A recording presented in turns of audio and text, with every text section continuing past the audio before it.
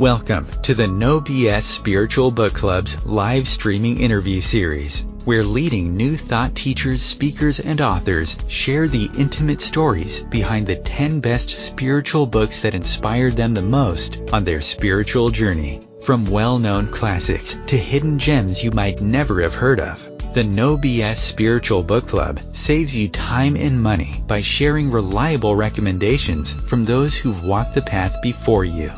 The No BS Spiritual Book Club, the only no BS guide to the best spiritual books to inspire your own journey of self-discovery. Here's your host, founder of the No BS Spiritual Book Club, Sandie Sedgbeer. Hello. How does a world-renowned opera singer become a leading voice in the field of sound healing?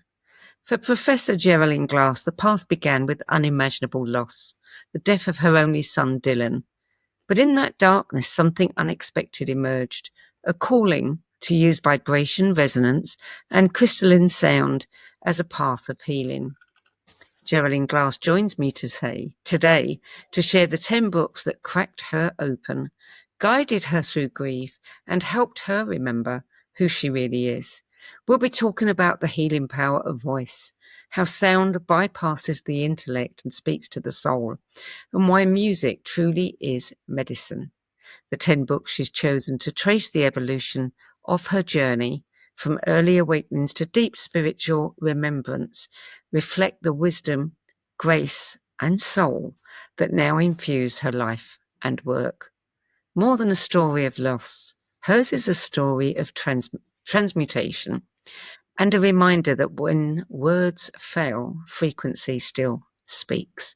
Jeralyn Glass, welcome. Thank you so much, Sandie. It's a wonderful, wonderful joy to be with you again. You too. You tell me a little bit about your relationship with books, because, there's something in there that really touched my heart, because the kinds of books you read as a child are exactly the same kinds of books that I read. I mean, as a child, I just loved to read. Reading was that sacred space where I could curl up and just drop into other worlds and learn. And I remember there was one summer where the library had, there was like a summer reading challenge. And I remember I read 90 books that summer. And it was just, yeah, I especially loved at that point in time, I especially loved fairy tales. So there was all kinds of collections of fairy tales from different countries. And I loved to explore. That was one thing as a young person, as a child, that I really loved to read. So yeah. I think books were always, they were an opening, a portal into, it's hard to put it in words, right? Because you're reading the words, but they create a space with you that nothing else can do. Music can, but yeah. Yeah, I did exactly the same. It was folk tales from every country that I could find, those fairy tales and folk tales. For me, it was like I knew these fairies existed. Right. And you just want to find them.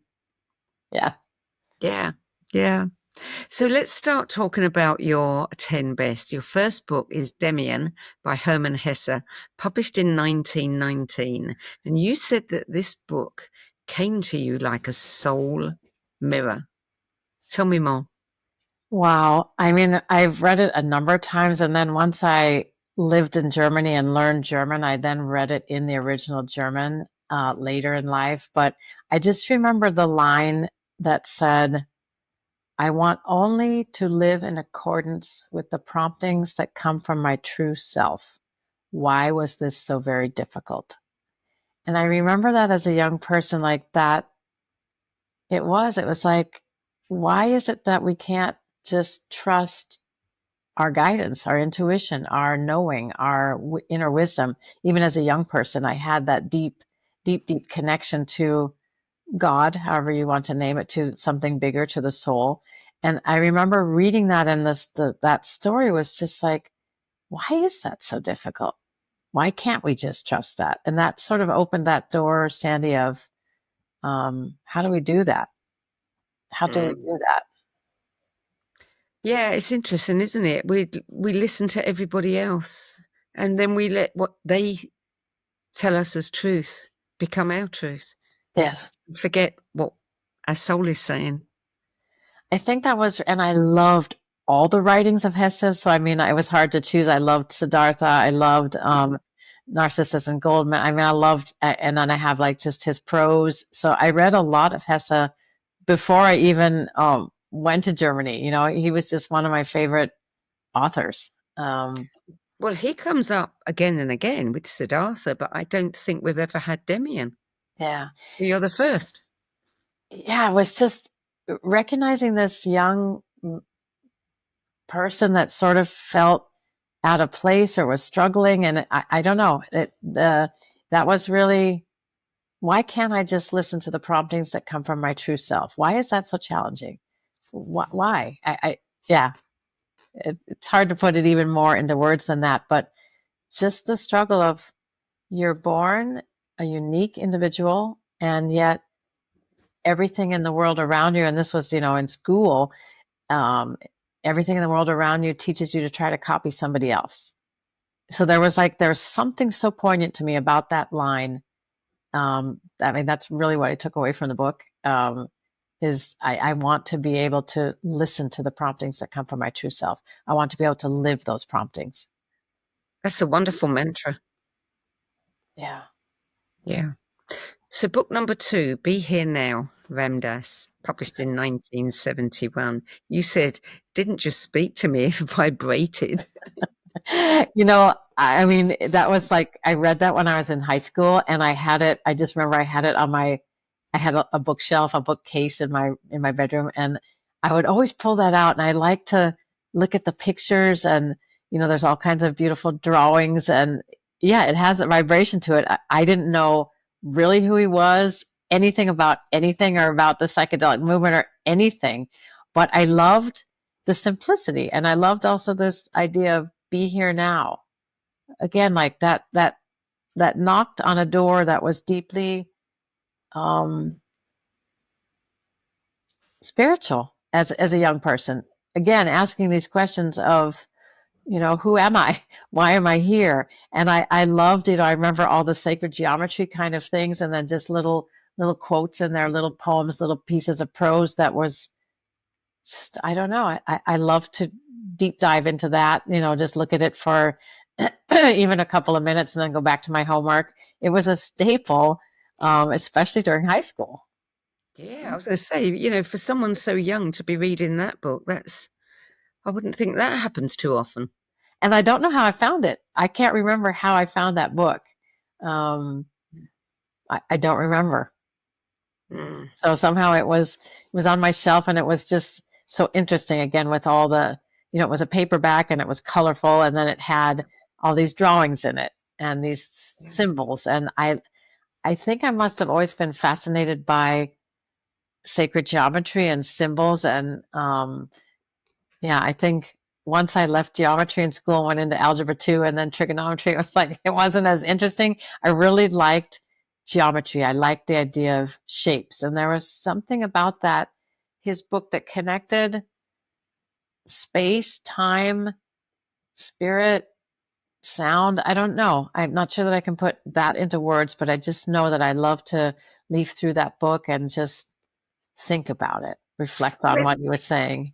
There's a connection between music and mathematics, isn't there? People say if you're good at, maths, you're going to be good at music. I was lousy at maths, so I've never picked up an instrument. But yeah, I can understand that correlation. Yeah, not that I would have recognized it at that time, per se, but yeah. Book number 3, The Search for Bridey Murthy. Oh my by gosh. Maury Bernstein, published in 1956. You read this in the 5th grade. Sandie. Okay, so I will never forget that. I was in a car driving with one of my friends, and her mother was driving, and we were in Girl Scouts together. I was in the 5th grade and then going into the 6th grade. And she started talking to Mom about this book about hypnosis. And I don't remember how hypnosis came up, but she said, you have to check this book out from the library and you have to read this. And I started to read it and I was just like, wait, what? First of all, how can someone hypnotize you? And I mean, I was fascinated with hypnosis. And then later I actually took a class.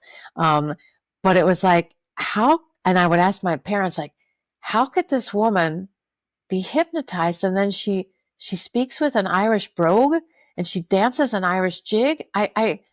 Because I think I was always fascinated with past lives. I didn't call it that either, but like the depth of the soul. Like, why is it that the soul knows certain things? And the idea that she spoke and danced with this Irish background was fascinating to me. It's really, I was blown away. That blew me away. And I loved that girl, Elizabeth, and I loved her mother, because her mother, put this little tidbit in this young person's, I think I was 11, turning 11, around that age. It was just like, there's a whole world out there, Sandie, that is beyond the logical. And like, how do you actually hypnotize? And I just thought it was fascinating, his passion about discovering, do we really have past lives, and do we really have past life memories? Yeah. Did you read the book? That I did, and I was quite young when I read it, not as young as you, but again, it fascinated me too. The whole idea that under hypnotherapy you could access, past lives. Wow. Yeah, I remember learning like how to access your subconscious, like practicing a certain kind of. So I went with, actually, and I'll talk about her in a minute when you ask about one of the other books, but my singing teacher was very open to all this sort of stuff. And so I went with her 3 kids, and we did a hypnosis class together.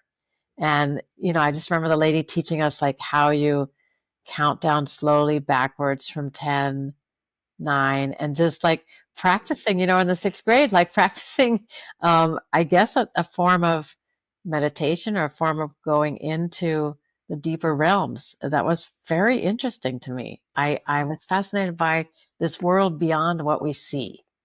Yes. Yeah. Yeah. And that's music too, right? Yeah, it is. Yeah. Book number 4 is by one of your teachers, Vocal Wisdom, Maxims of Giovanni Battista Lamperti. I'm Okay. not sure if I'm even pronouncing that right. Transcribed by William Earl Brown.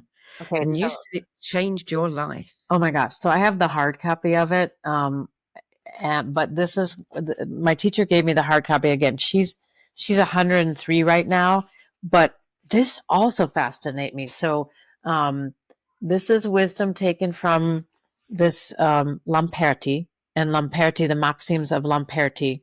And like, for example, one quote that was from this that I read a lot was, don't sing until you die if you didn't.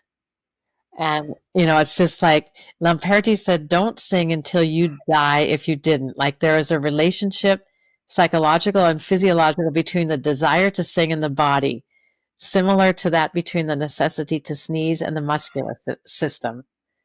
So, not by movement, but by sensation, do you control the delivery of your song. I mean, I just remember that, like, don't sing unless you die if you didn't. And my teacher teaching me about just like having a passion for something, and like really recognizing like singing for me is like food. It's a nourishment, it's a nurturing. I had to sing, and again I started with her at age 11. And I had sung a solo in the 6th grade, and people said to my parents, she's talented, what are you going to do? And there wasn't The Voice or America's Got Talent or any of those shows, and they took me to my teacher, who really, she's 103. I just visited her. She just had her 103rd birthday, and she was really open to, I mean, I could have these kind of spiritual conversations with her as a young person, like, wow. And there's so much, being called vocal wisdom. There was just so much, know thyself, you gain nothing by imitating another. It was just principles that I still look at today. And he was a very famous voice teacher, so, an Italian. My mom just told me the other day that When I first started studying with her, name is Annette Warren. When I first started studying with her, she said to my mom, I think she was Italian in a past life. And my mom was like, wait, what? And she was like, she goes through those Italian exercises and when I teach her the Italian pronunciation, like as if she already knows it. So again, there was something about this vocal wisdom, this book it's, not just for singers. I mean, there's a lot of things in it, obviously for singers, but it also makes the connection to me about, being an athlete, that you're like a vocal athlete. So there's a lot of principles here just about our human instrument and why is that important that it's identified as yours and unique, and why it's grounded, and why do you free it? How do you free it? Again, going back to, I only wanted to live in accordance with the promptings which came from my true self. Why is that so difficult?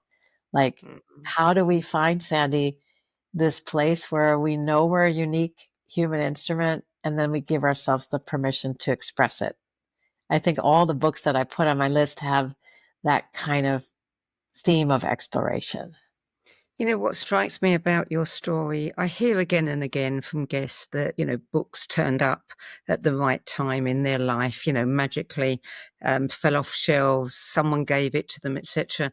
I have a friend who talks about how before we come here, when we're planning the life, we plant crystals on our path, as he calls them, people, books, little things that are going to show up at just the right time. It seems to me that, from a really early age, you were picking up those crystals. It's so interesting. It really is interesting, because then you find that thread throughout your whole life. Like, this was a really interesting assignment and I couldn't do it fast. Like, I really had to think about it. And then I had a number of other books on the list. I was like, actually, no, really try to identify for Sandie and her audience what were the most influential books. And that was hard because I really loved to read. It was very hard.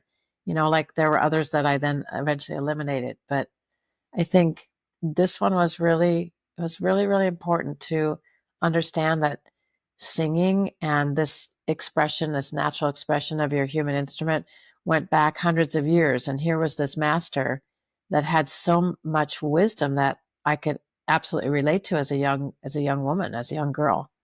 So interesting to me. And this tradition that beyond the language, there's a philosophy. I mean, also just thinking about that Hermann Hesse was German, Lamperti was Italian. Like, these weren't necessarily John Steinbeck or, traditional kinds of, I don't know. There was something about books and about music that is universal. I never thought about these things till you prompted this. Well, also, I mean, you said your teacher thought you must have been Italian. Maybe you had a previous life as an Italian. But Italian and German, I mean, these are great opera languages. I didn't think about that either. Clues are all there. Yeah. Interesting. So, yeah, I'm sure you find this, that when you start to explore what matters or what books have been influential in your life, it does open the door to past lives. Or why did I have this inkling towards German and German philosophy? Why towards Italian? Why was that meaningful? Yeah, again, fascinated by that Bridey Murphy, the search for Bridey Murphy, that she could speak with an Irish brogue, and I was like trying to learn it and practice. Like, could I do that? It was like, no, and then dance an Irish jig. Like, that was just, wow. Like, mom and dad, how does that happen? She's not an actor. So, yeah. It's only when we look back that we do see the dots, joining up. Books were really, I mean, I would really close the door and just curl myself up in my room and just read. That was my thing after school. I mean, again, or going to the library and just sitting. And when my son was little, like, what he loved to do most of all when we would visit the United States was go to the Barnes and Noble and just sit for hours. It was like, mommy, no, I don't want to go. Like, there's something about the books open a world, and obviously before computers and all the stuff you can do on the internet now. But before that, it was like you put a book in your hand and it's a soft cover, like what I was saying about the Be Here Now. It was a soft cover, and Demian that I read was a soft cover. The Lamperti's Vocal Wisdom, that was a hardcover. It was a blue, like cloth bound. Like there was also something tactile about the experience of reading a book. Yeah, yeah, yeah. I'm glad that you had an Cool. opportunity to go into that space and gain so much out of, looking back at the books that really did create a big influence, and the whys. Yeah. So book number 5, Women Who Run with the Wolves, Myths and Stories of the Wild Woman Archetype by Clarissa Pinkola Estes, 1992. You said this was like a homecoming for you, reading this book. I mean, when I look through it now, I mean, there are underlines all throughout the book, underlines, exclamation points. And, this is a kind of book that you read maybe not even chapter at a time, like sometimes, like chapter 6, finding one's pack, belonging as a blessing. I just loved the way, oh my gosh, and this is crazy, but I just opened to this and I don't know if you're going to be able to see it. There's a little pressed dried flower in there. Oh, I see it. I just loved her way of expressing. Again, there's just so many markings, like it is commingling with the soul that causes us to glow bright with spirit, willing to assert our talents, whatever they might be.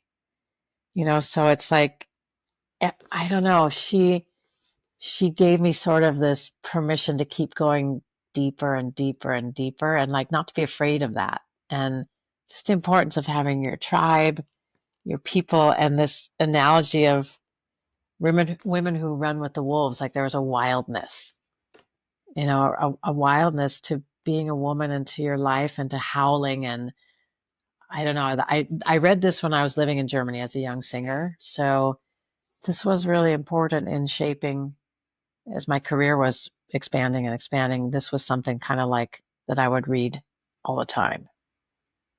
Did you read this too, right? I've listened to it on audio. Yeah. Mm. I like this too. I think there's just so many good things in it. How might a woman's creative life become polluted? And this sludging of creative life invades all the 5 phases of creation: inspiration, concentration, organization, implementation, and sustenance. So like, yeah, I don't know, there were so many incredible principles in here of, as a young woman creating a career in Germany, in a foreign country. And then there was this primal aspect of what it means to be a woman and be a creative. Was very nurturing and nourishing to me. And I really admired her. I don't know. For me, that book was, it was so unusual. I don't think I had read anything that opened those kinds of doors before her book. And it was a really crucial time in my life, I think. Yeah.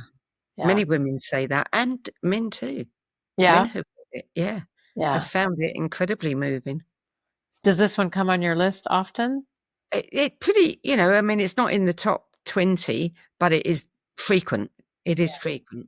Yeah, and I loved her style of writing. It was really beautiful. Mm.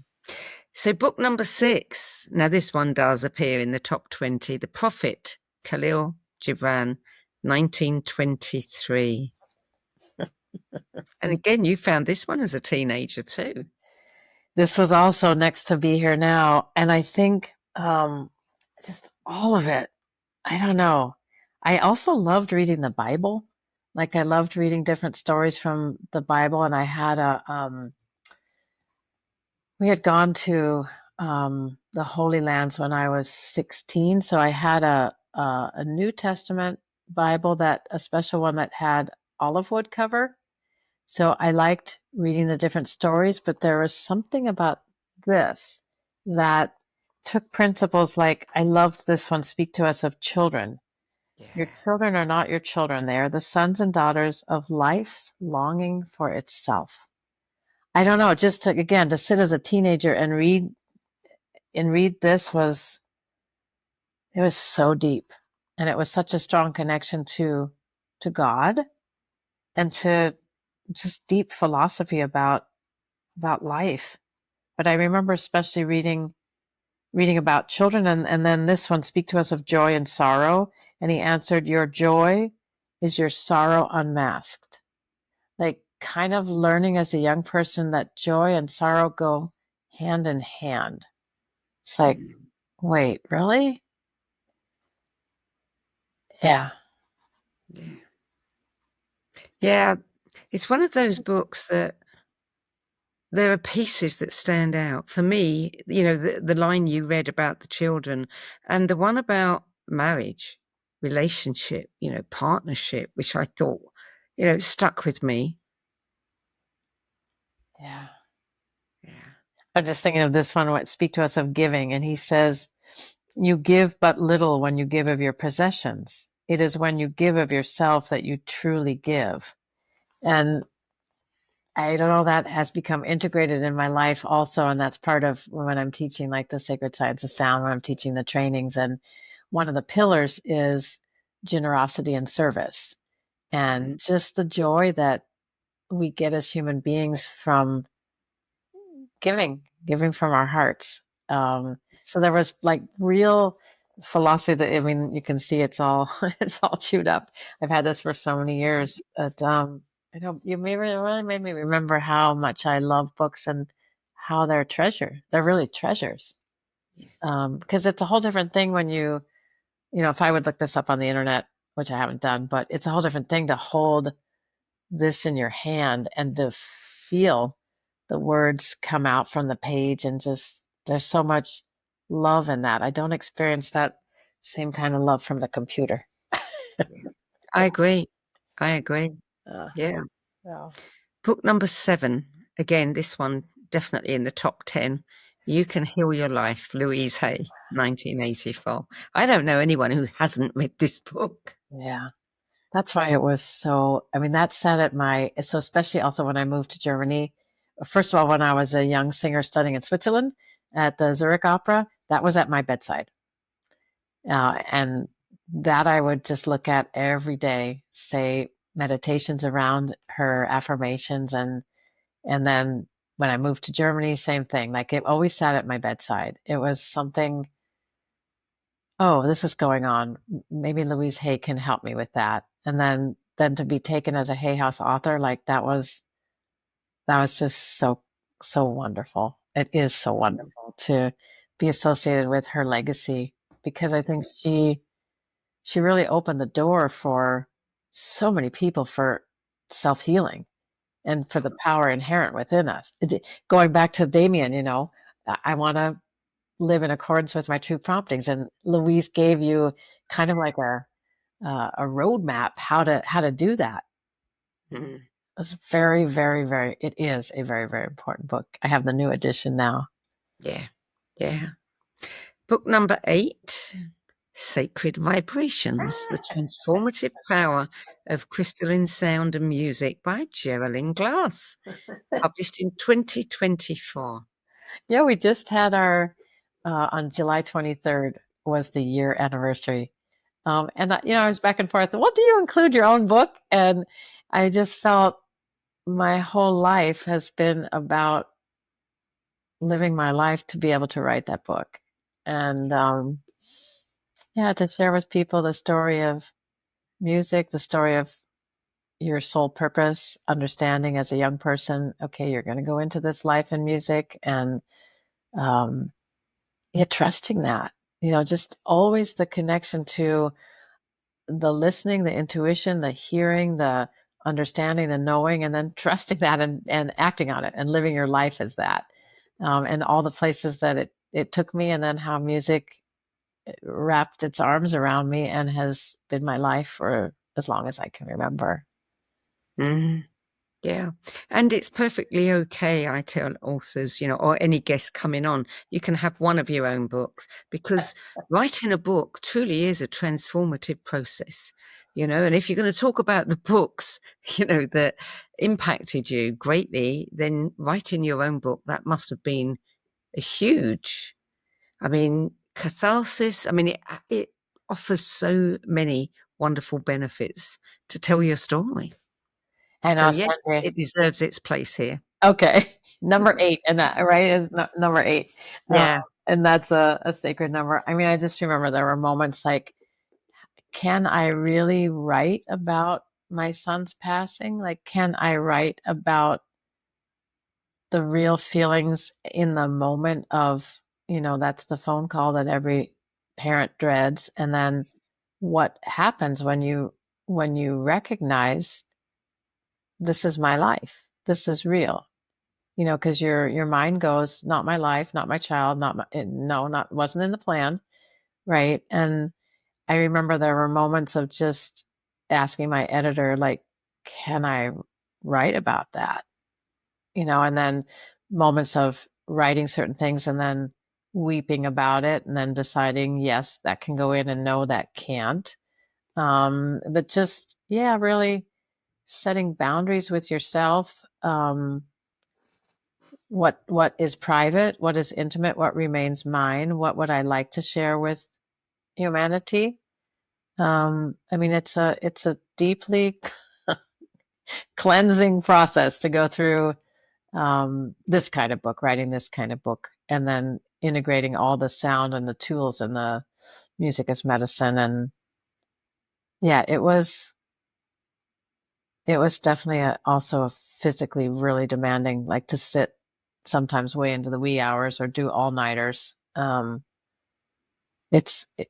always say that writing a book is not for the faint of heart. It's just not. It's not. No, it's not. Yeah. So. And having read it and having interviewed you about it, I have to say it is a beautiful book. It's a very poignant, touching story. I could come out with lots of superlatives, but it is so heartfelt, and I don't have the vocabulary right now to say all that it was for me, but it is a beautiful book and I do recommend it. Thank you, Sandie. That means the world, really, from you. What a process. So book number 9, The Energy Codes, the 7-step system to awaken your spirit, heal your body and live your best life, by Dr. Sue Morter, published in 2019. And there's a story behind this, isn't there? Yeah. Yeah. So I found Dr. Sue after Dylan passed, and, we had seen many of the high places in the world. We had seen Mount Everest and Chamonix, and he was a big ski racer and loved the outdoors. And so Machu Picchu was on our bucket list, and he had been communicating with me since he passed. And about 2 months after, he said, "Mom, we're going to Machu Picchu." I'm like, okay, who are we going with? And then I opened the computer and Googled spiritual journeys to Machu Picchu, and that's how I found her. And I think we talked about this but this happened, that this is at the top of Machu Picchu, that she's holding Dylan's picture, and she was so generous and loving to do this ritual for him. And I didn't make it up the mountain. I was too devastated that day. I had fallen into grief the night before, so I wasn't with them. She did it without me, and that changed everything for me, Sandie, to see that beam of light. And and then I started studying with her. When I came back from the Machu Picchu trip, my family was like, well, whoever that is and whatever you've done, keep doing it, because it was the only thing that at first brought some sort of relief from just the grief. And so I began studying with her. I made a promise to do something of her classes every month. And she wrote about my story in her book, and we've become dear friends and collaborate together. I play music for her a lot. I'll be playing for an event she's doing in October in Santa Fe. And I don't know, that book, The Principles of the Energy Codes, really laid a foundation for the way I've been able to move through grief and transmute it and transform it and create a life that has a purpose again to it. Because after my son passed, it was like, I don't want to live anymore. So I can't say enough about the energy codes. And Dr. Sue taught, the main thing that I think was really important in that book is the principle of embodiment. And of course, when we go through deep things, it's like, I don't want to feel that. To take the grief away, don't ask me to embody it. Forget it. And I think the book really teaches you all kinds of ways, tools. There's a wonderful toolkit in there, but the main thing I think I took away is the importance of embodiment and how you do it. It's not in your head. Transformation doesn't happen just there. I mean, your thoughts, of course, influence everything, and that's the epigenetics. Those are other books that I love, like by Dr. Bruce Lipton. But Dr. Sue's book, I think, and I was privileged to be a guest at her book launch, so I got to sing, and yeah, it just means the world to me, that all those principles of how do we have the bigger picture understanding of why things in our lives happen. Can we take the bird's eye view? Can we see beyond the human pain in our story? Can we see there's a bigger purpose? And the book really exemplifies that, teaches that. Yeah. So book number 10, Vibrate Higher Daily, Live Your Power by Lala Delia, published in 2019. Layla is a dear friend, and I don't know, I love this book. Have you read this book? I have not read this book. No, this is the first time I've heard of it. I think you would love it. It really is about, I use this a lot in my work too. Like just for example, if it lowers your vibration, it's not for you. That's how you'll know. If it raises your vibration, it's for you. That's how you'll know. Vibrations are guidance. Pay attention to your vibration and internal cues. Stay mindful of how your vibration is responding to stimuli. I mean, a lot of it is simple, but for me, and there's some very just beautiful stories that Layla has in here. But she speaks about vibration, and I think there's a lot of talk in today's world about raising your vibration or raising your frequency, keeping your frequency positive, etc. I love how she's written about this.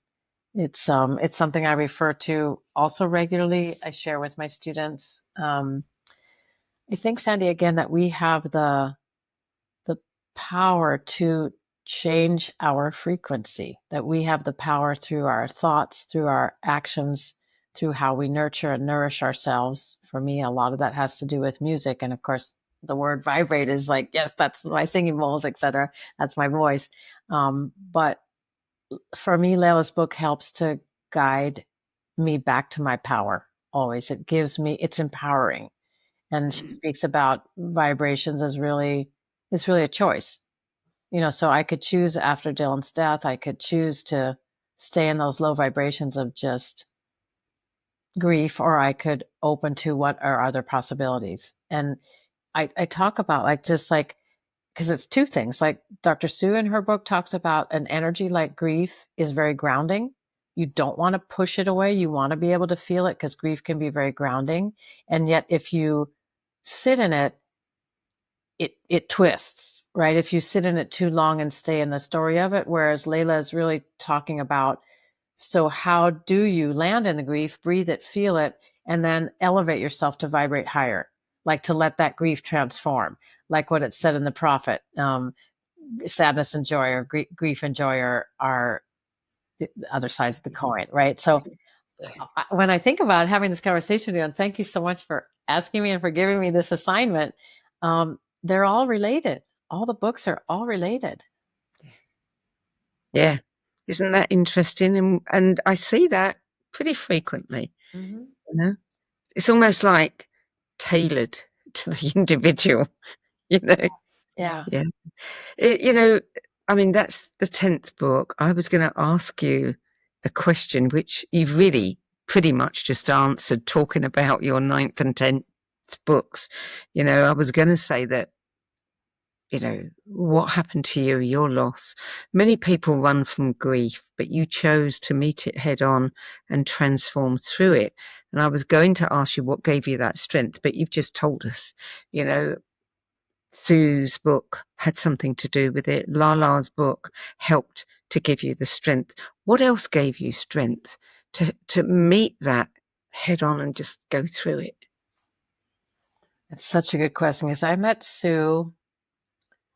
Dylan passed on March 27th, and I met Sue June 7th. And I remember when I walked into the room at the hotel in Cusco and I saw her, I started weeping. It was as if I knew her. I mean, and she was so gracious. She didn't know what happened. She didn't know me, but it was just, I mean, the tears just started streaming. And, so I'm thinking about from March until June, it was just, I think, when life gives you a whammy like that, or like, you get a diagnosis or someone close to you and your, whatever, in your family or whatever it is, I just knew that I couldn't run from it. And I knew that if I tried to avoid it and, drank or did drugs or whatever, whatever, that it would never disappear. That was the reality that I think I began to understand, like thinking back to the Bridey Murthy and thinking back to this fascination with what is life beyond? What's life beyond this Jeralyn Glass? Like, was Jeralyn Glass an Italian? Was Jeralyn Glass a German? Who was she? Was she male? Was she female? What was she? Like, just the idea that I had to sit in those feelings, and that, I would say to Dylan, like as he started to become a teenager, like, when he was in Germany, like, because they can drink beer very easily. You can drink it as a teenager. It's not as strict as in the United States. And it was just like, if you're drinking or whatever, don't ever get in a car. Like, I would just try to speak with him about, just that some things in life, you don't get a second chance, right? That there's some things you just need to know. I don't do that. I don't cross that boundary. And just recognizing, like, it was black and white. He wasn't coming back. Like, and try and pray and do whatever I could do. Death is final. And yet then I learned, by opening in this way, death wasn't final. It's just it's another state. And he and I can continue to have a relationship. No, I can't hug him. I can't watch him grow. He won't have a partner and possibly have children or have a career or whatever. I won't see that, but I can be in touch with that spirit. And I think on some deep level from what we're sharing, like, I knew that there is a soul, that there's something beyond this physical body, but I had no idea. I think confronting his death really brought home all the things we've been talking about. And that if I didn't do that, I would be a miserable person for the rest of my life. And I think I might have shared with you that there was a moment pretty shortly afterwards where I remember just laying in bed and just going, if you can't find something to do, you're never going to get out of your bed, because, your whole world stops. And that was the moment of really feeling you need to be able to do something, Jeralyn. You can't just wallow in your own grief for the rest of your life, because I'll never get out of I remember that moment. I'll just never get out of my bed. Okay. So how do you put your feet on the floor?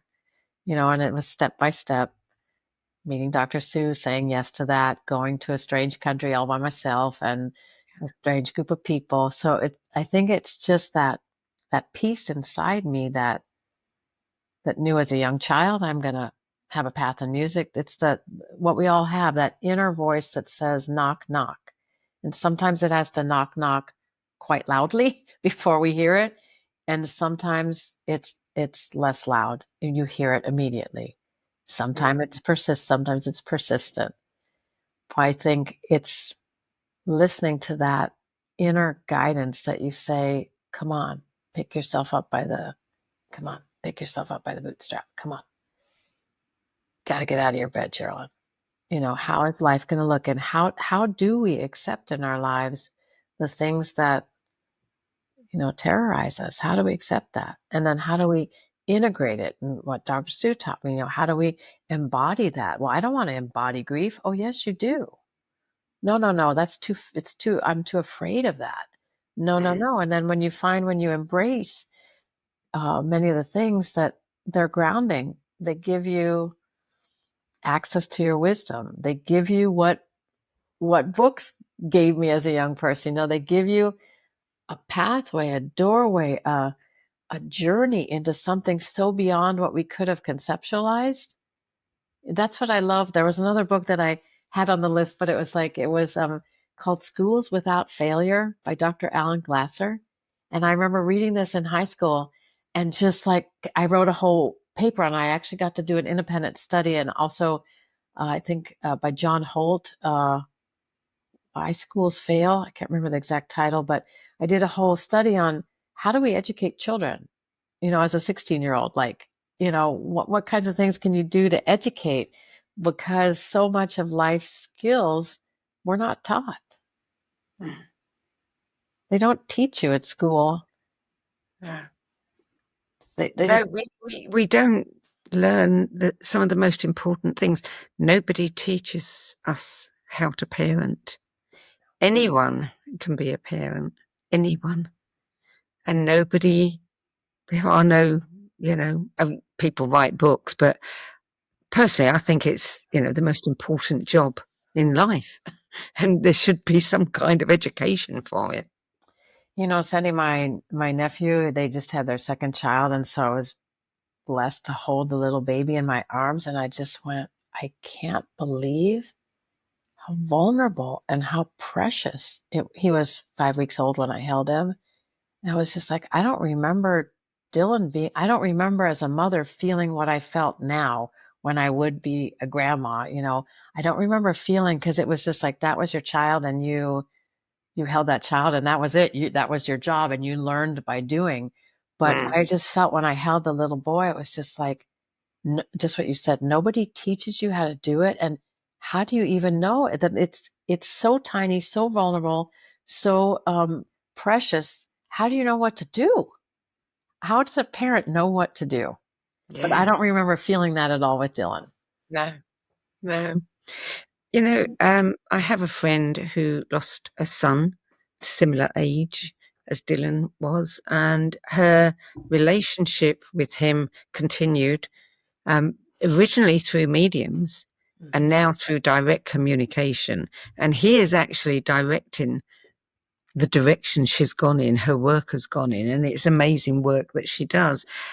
Your relationship with Dylan, how much has it changed? Does he direct you in certain things now? Yeah. I mean, I just love speaking with you. You ask, so I just love how you take the conversation. So thank you. Yeah. I mean, it's, Mom, we're doing this. And if I've tried in our relationship, if I've tried and said, no, son, it's like, he doesn't stop, so I've come to trust that. And it's really, it's beautiful.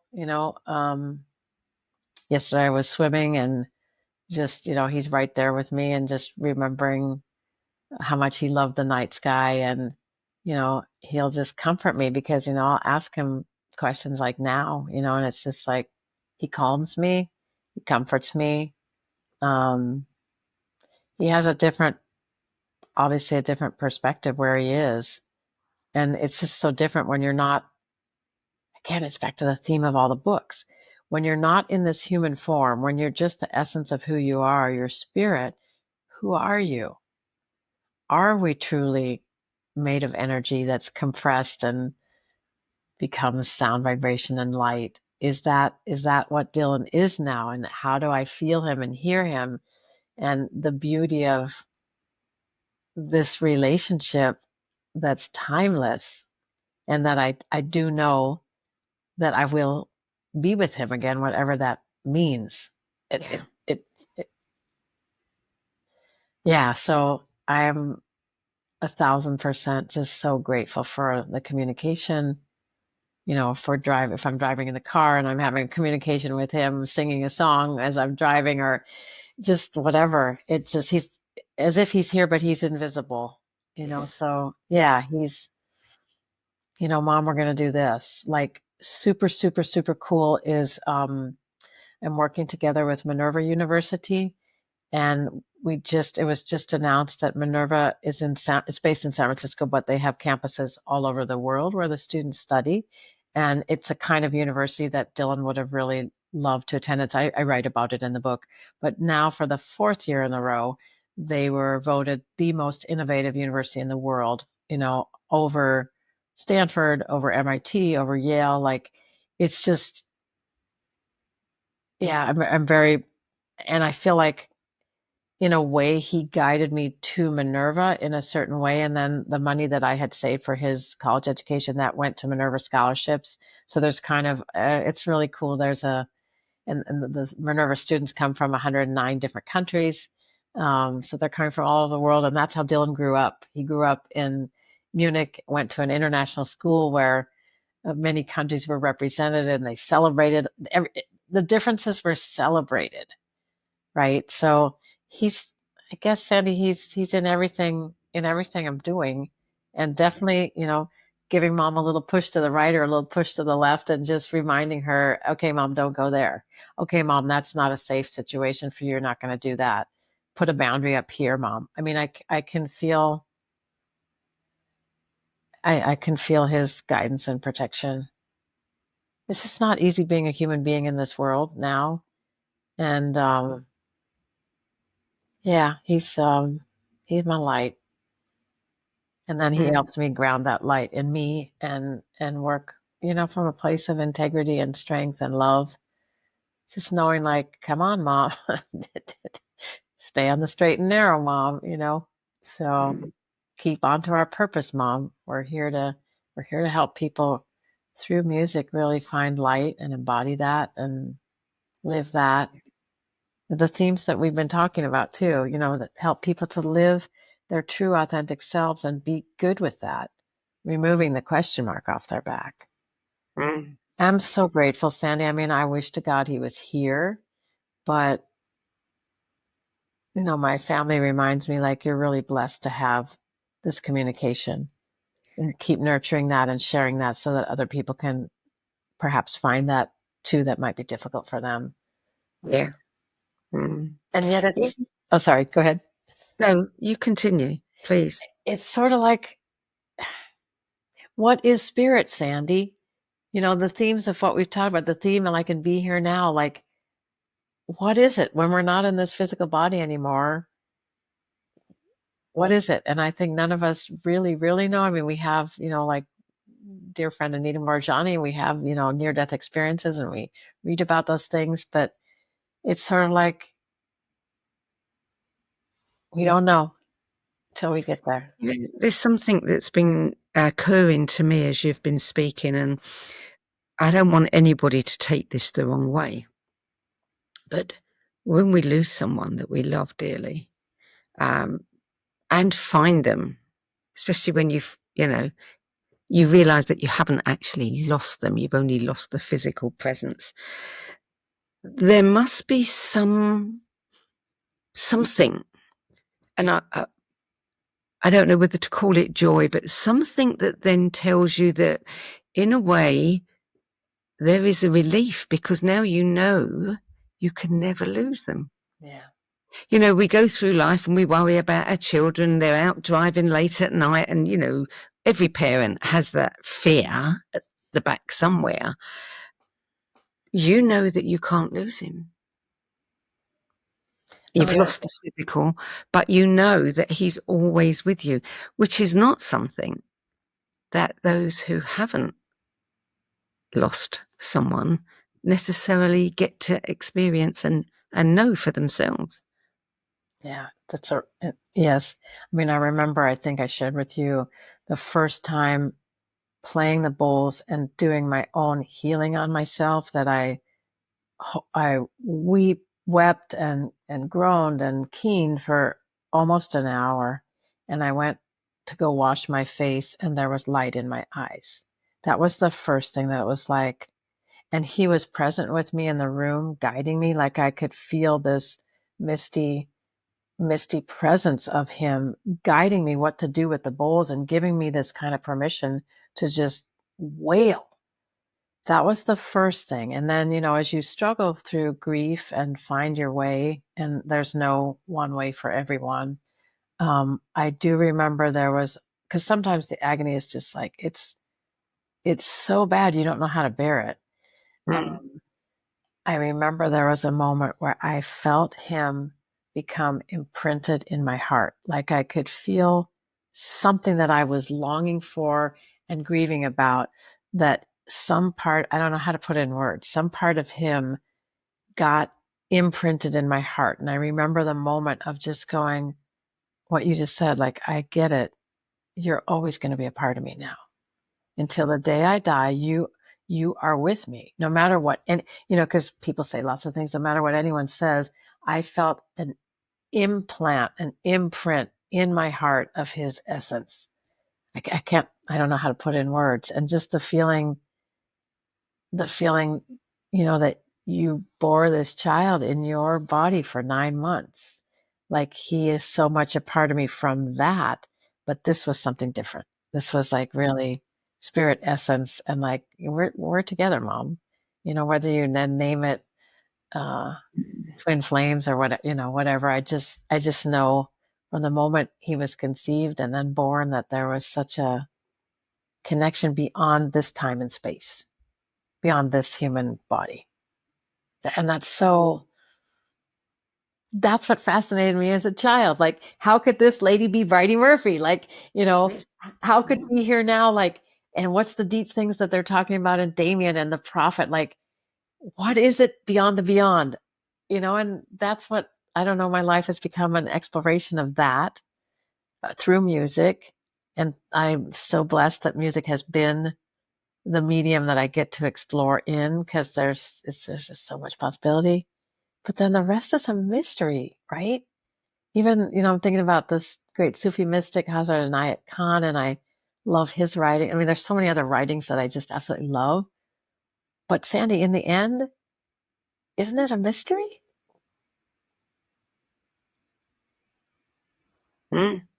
It is. It is. And we have to get to a place where we appreciate that it is a mystery. Wow.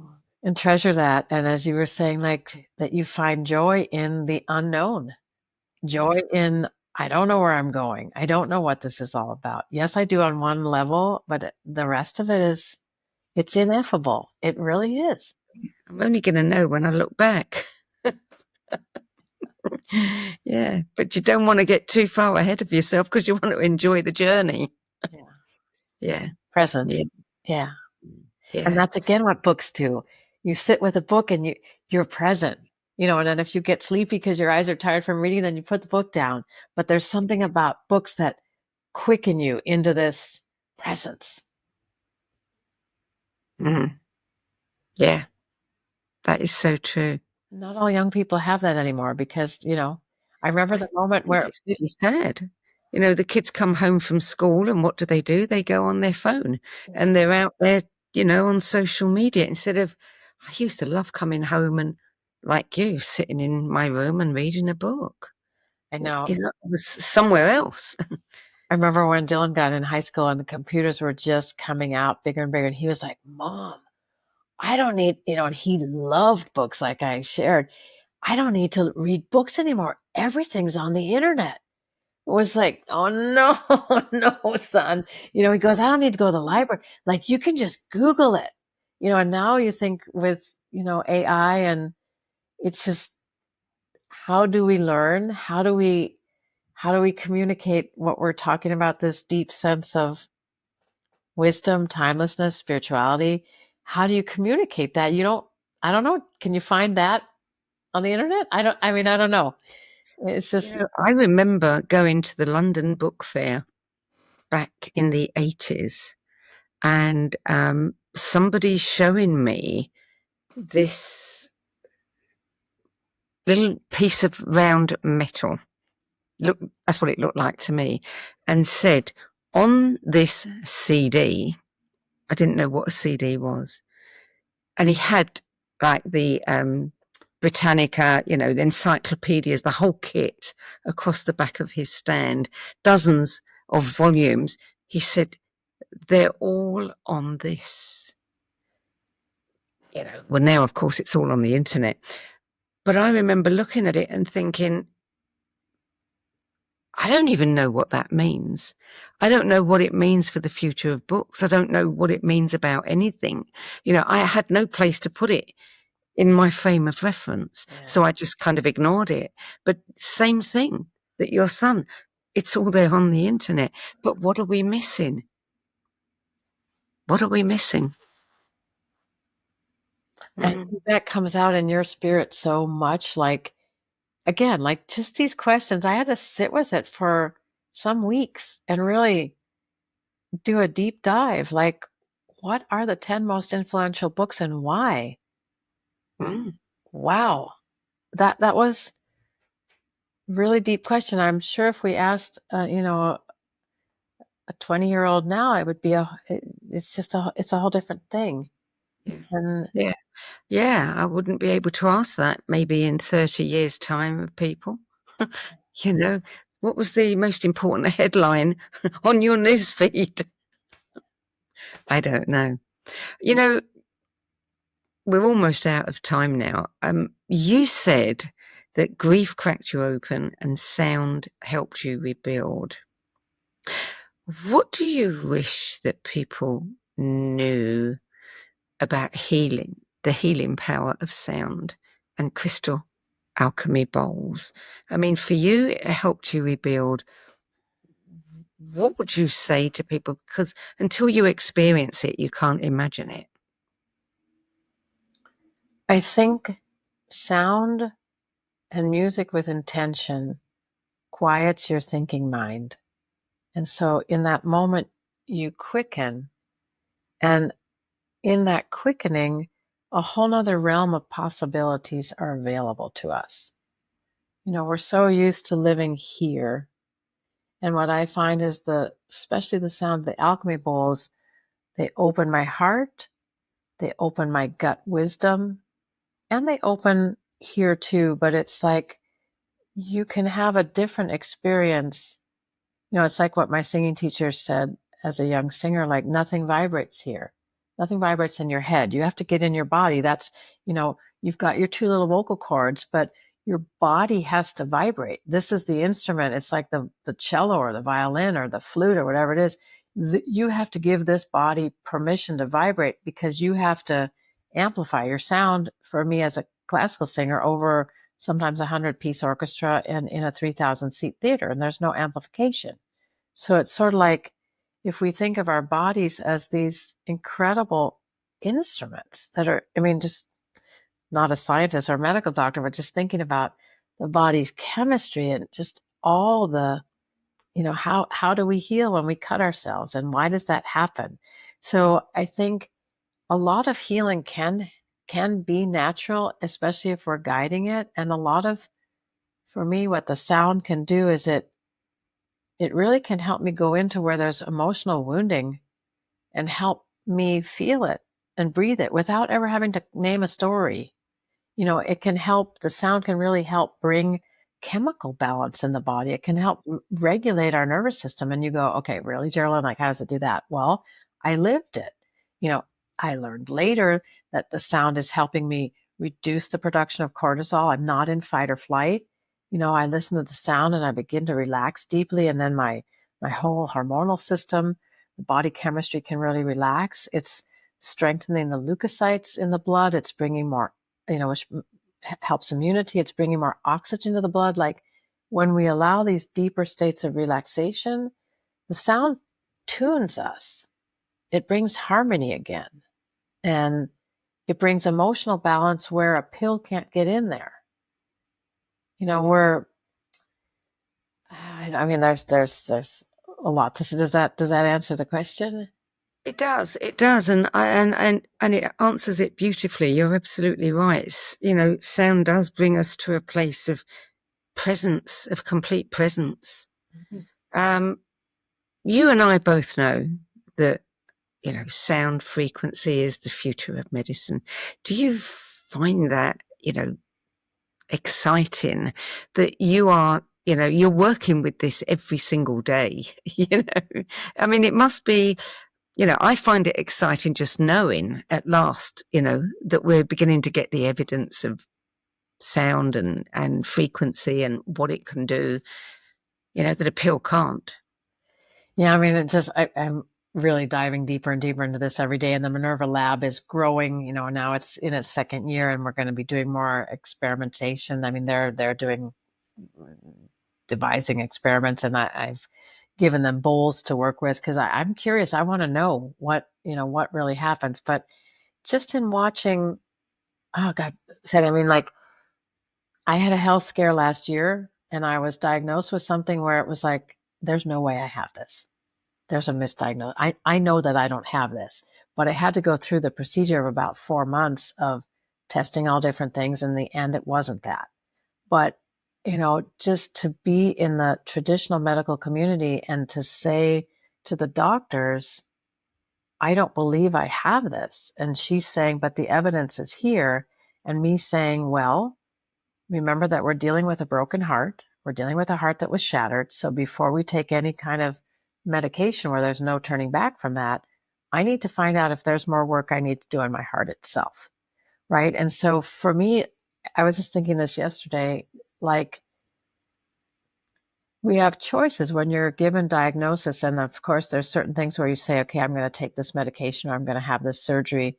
But like what they were talking about, for me, it was like, I think I'm going to be okay to say I don't want those meds because the side effect of those meds are not something I want to live with.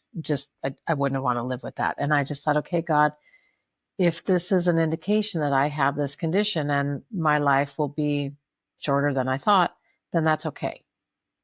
And I mean, medicine is such a personal journey, and I can't believe I'm saying this out loud, but it's just, I believe in the body's inherent ability to heal. And there's just so much with today's medicine, and living in Germany for, over 20 years, there was a different medical system than we have. And I'm sure in England, from what I've heard too, it's different than what we have in the United States. And I just feel like we look for what can fix it. Let me get rid of the pain as fast as possible. Let me get rid of that diagnosis. What can fix it? And yes, I mean, yes. And I feel as this human instrument, I need to have the ability and the courage and the strength to go into those places where the illness is and find out what's underneath that. And is there something I can do? I mean, I know this is, medical doctors like, no, get her out of here. But I don't know, there's so many side effects from meds. And I experienced that with my own child. There's just so many side effects. And can we find a way? Can music be a natural healer? Well, it won't work for everybody, but and there's, again, no one size fits all. There's no particular prescription that I say, take an amethyst bowl that's a C note that's tuned to 528 hertz and that'll do it. And do that for 4 weeks and then you're going to feel better. It's this process for all of us of, where are the pains, where are the traumas, where are the buried emotions, where is the legacy I'm bringing in from my genealogy? Like, what is all that? And can I work with that? Do I have the courage to work with that? Or do I just want the quick fix and I go that way? And again, this is such a personal choice. It's just, but I've been realizing as I get older and I watch my 103-year-old teacher, like, yeah, she's just natural. She's natural. And is it possible to live a long life and a healthy life without having lots of medication and surgeries? And maybe for some people, I mean, we all have our own, it's a very personal choice. I would never say to anyone, don't do this or that. It's very, very personal. Can I help myself through my grief? Yes, I have. Can I help others? Yes, I can. Can I help the cancer patients? Yes, I can. Can I help the man with Parkinson's? Yes, I can. Will it sustain itself? Are they meant to pass away? That's a bigger question, I think, that's not in my hands. Yeah. So before we close, tell us about your app Source. Okay. What was the inspiration for that?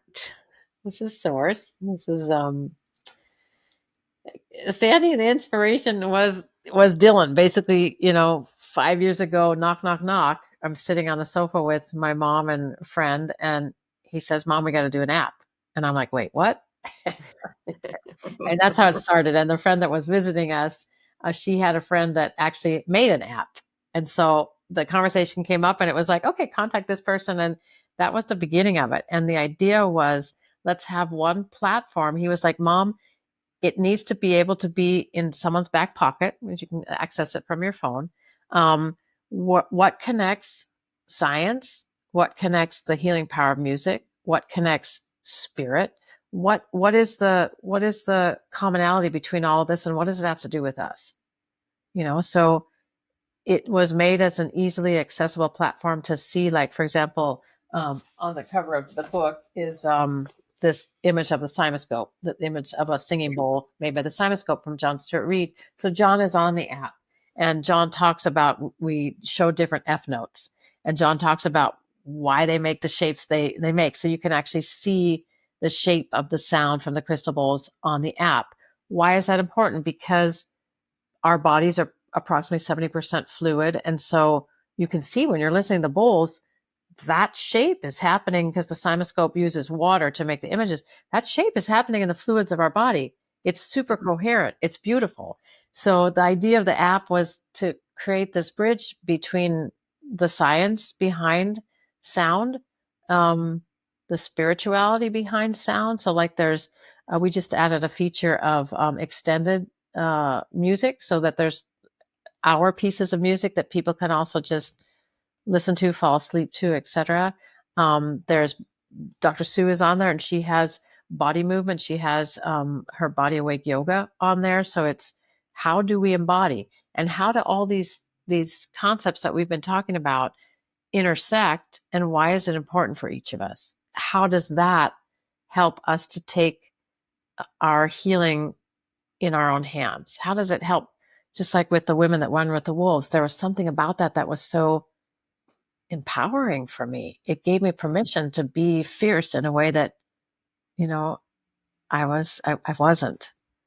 So that's the idea of the app, that it's, a minimum cost, and the proceeds from the app are going to support the Minerva Institute, are going to support the Minerva University, going to support the lab.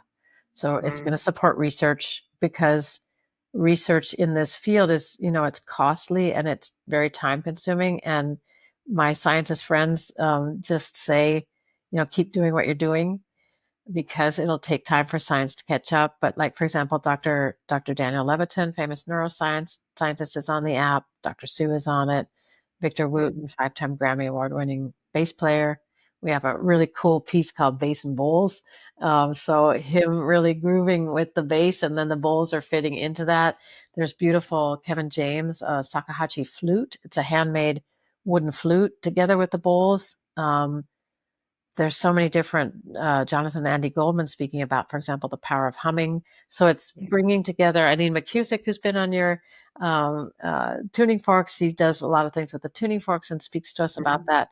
It was really, Dylan said, Mom, make a platform where it all comes together so people can explore. What is this? Do I like tuning forks? Do I prefer the singing bowls? Do I like to do the body awake yoga? Oh, what happens when I hum? Now that helps me to tune.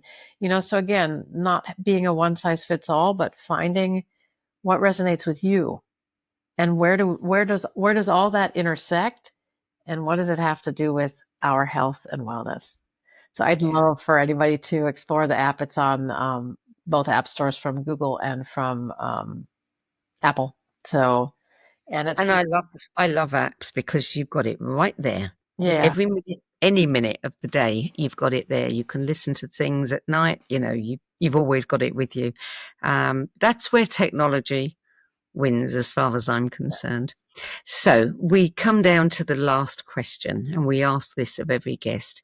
Steve Jobs famously gave every attendee at his memorial a copy of Autobiography of a Yogi. What book would you want to pass on to your memorial guests? I have complete goosebumps. I don't know why.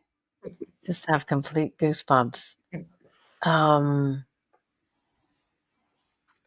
Wow.